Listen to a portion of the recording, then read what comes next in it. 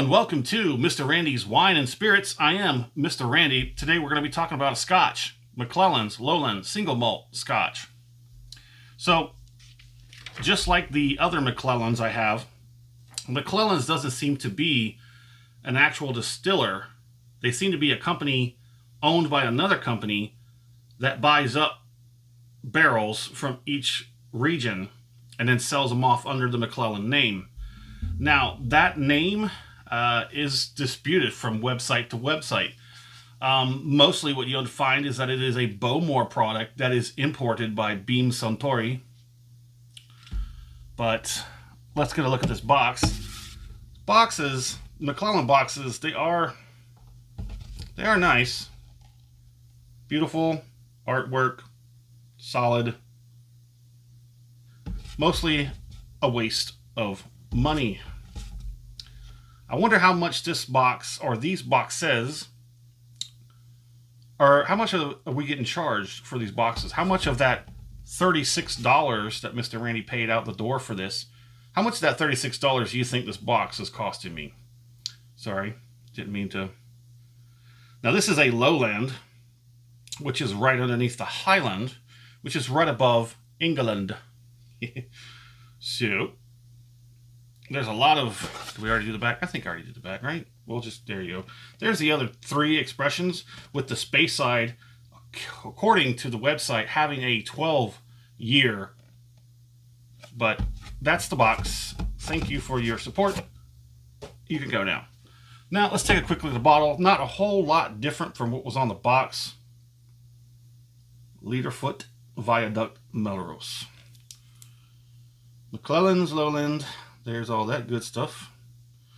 Love me some trains. Imported by Beam Suntory. Let's get a pour on, shall we? I don't know if that comes through, but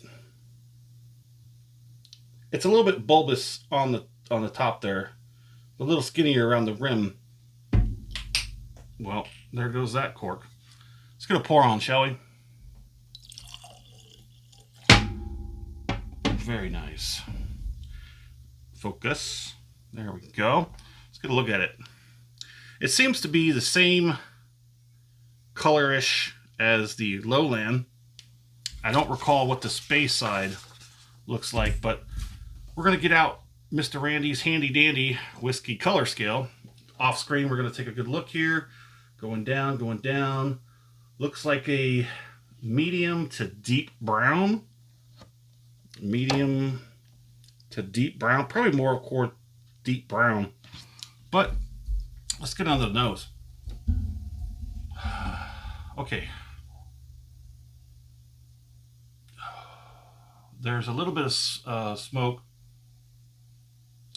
Dust my nose, deceive me. A little bit of peat. I don't think I smelt that before. Now,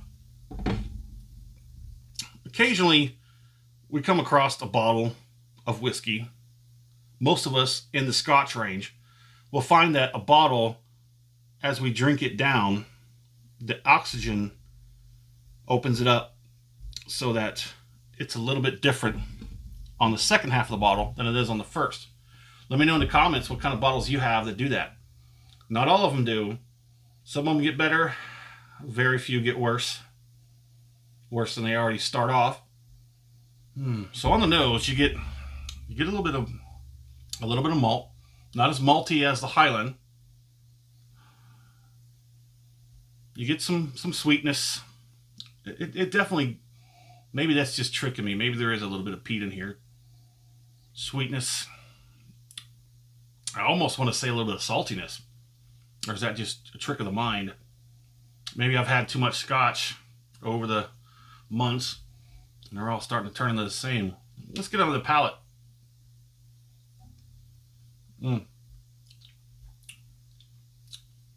First thing you get is sweetness. Then you get a little bit of malt. And then it definitely seems like there's a bit of smoke in there. This is definitely sweeter than the Highland. The Highland's more malty. The Lowland seems to be a little bit more sweet front. It's got a good nose. It's a very beautiful nose. It's more sweet than the Highlands has a more of a malty nose. Let's get a finish on it. Mm.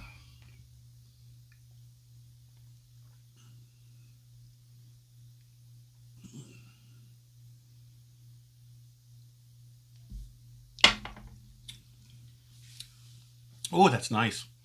That is a much better finish than the Highland. Sorry, Highland. I didn't mean to talk crap about you. Sorry.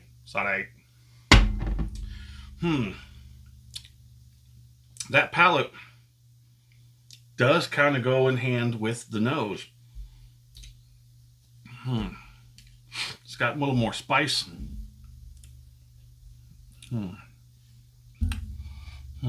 Okay, that's a pretty good finish.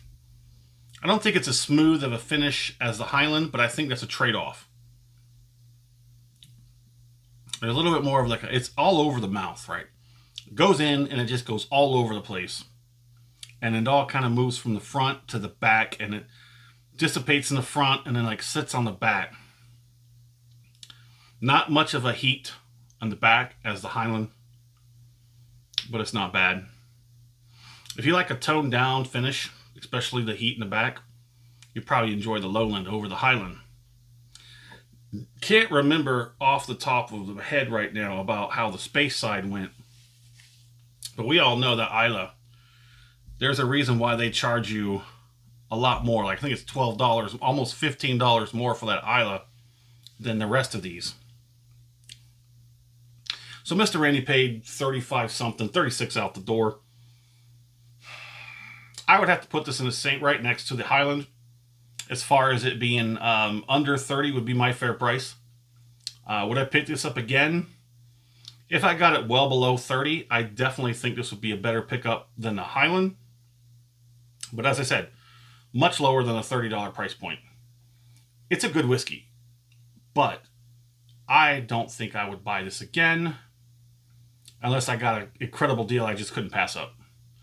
Mr. Randy is still on that whiskey journey and living out that philosophy of every bottle I buy, every next bottle I buy is a different than I've ever had.